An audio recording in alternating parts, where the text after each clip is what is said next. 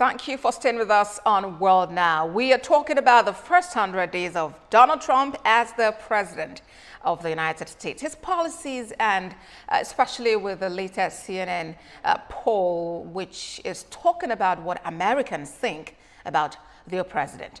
Joining me for more on the conversation is founder, Constituency for Africa, Melvin Foote, who joins me live from Washington, D.C. Good to have you join us, Mr. Foote. First, what to take about this poll? Can the views of 1,678 adults be taken to represent the voice of the American people?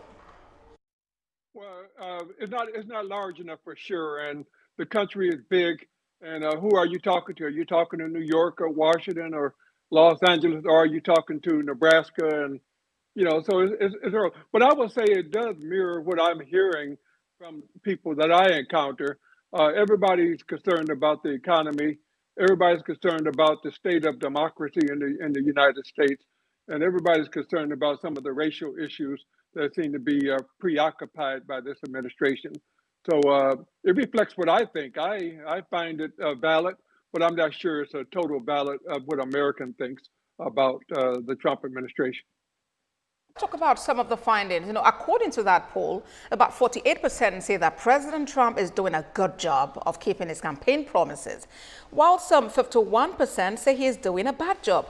Isn't that somewhat ironical, considering that the majority of Americans voted for him, especially because of the same promises? Yeah, I think his base is certainly going to stay behind him. And his base is largely made up of white people, rural people, uneducated people, people who are, just living in the country. And they see their plight being that the minorities, the African Americans, the Hispanic Americans, others are taking their jobs. They see us as so for Trump, his base is going to be with him no matter what. But I think for the college educated people of all colors, I think for minorities, they're quickly and rapidly changing their view on Trump. Those who may have supported him and even voted for him are having concerns about it. A lot of the immigrants, including a lot of Nigerian immigrants, voted for Trump. I wonder what they're thinking now as he talks about removing immigrants and really creating a bad environment here in this country. But I think a lot of people are changing their tune about it. A lot of it have to do with the economy. You go out to the grocery store and the price of eggs have pretty much doubled here. Everything that you do, the price has gone up, and Trump is talking about more tariffs and this kind of thing. So I think a lot of people are now realizing that these policies are hitting at home. And his policy affect me personally, and that will change how you view this election and going forward.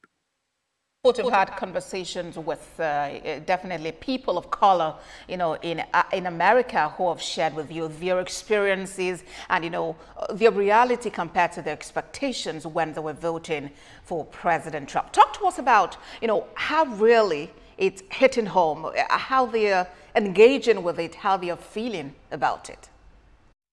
Well, as an African American, you're feeling very bad about this situation. Every policy comes out is trying to roll back civil rights in this country. And he wants to make America great again. His ideal of making America great again is when Black Americans were second-class citizens. Black Americans were involved were the product of slavery. Black Americans were involved with Jim Crow, which were policy codes limiting the arrival. So now you look at universities, he's making it hard for Black people to go to school. He's rolling back policies across the board called the diversity, equity, and inclusion, which means us. So he's really challenging all aspects of the American community to back away from any support they might have for not only African Americans, but Hispanic Americans and other Americans of immigrant status. So it's a daunting challenge for us living in the United States right now. And we're hopeful that the midterm elections next year are going to turn the tide and we may go forward. But right now, it's a really difficult period here in the United States. But let's take the conversation home to Africa. President Trump's sweeping tariffs did not leave out African countries. What is your assessment of how African leaders are responding to his many moves? He kicked out of the country the South African ambassador to Washington, who made a comment about him, and so they made him persona non grata. That didn't just speak to South Africa; it spoke to all African ambassadors.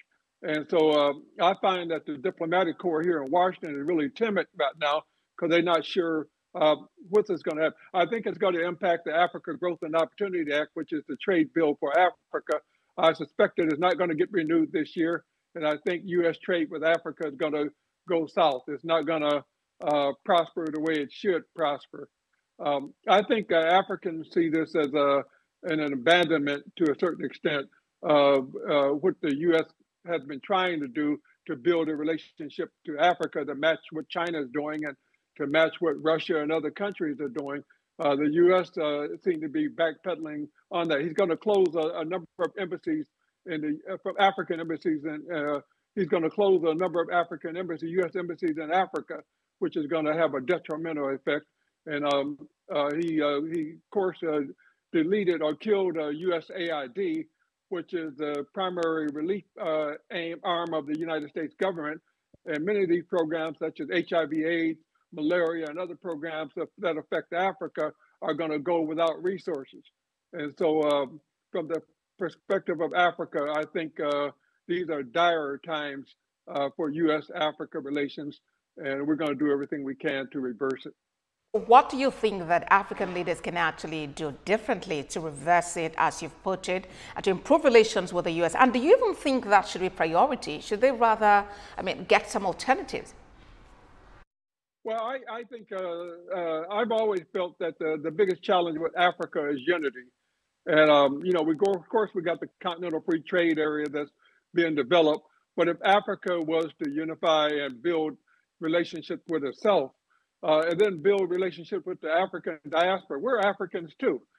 We love Africa. We love America. I'm an African American, but we love Africa too. But Africa has not effectively reached out to its own diaspora to assist. If you want to talk about transforming what the Trump administration is going to do to Africa, it's going to be the African diaspora that's going to have to make the push. It's not going to be Africans on the ground in Africa. It's going to be African Americans, African immigrants, other Africans who are here. But Africa has not reached out to them in any effective way. The ambassador corps is quiet. The Africa Union is absolutely non-existent as far as we're concerned. We don't hear anything from the AU. Okay, then. Founder Constituency for Africa, thank you very much for talking to us at this time, Mr. Melvin Foote. Thank you again. Well, let's talk health. World Immunization Week, celebrated in the last week of April, aims to promote the life-saving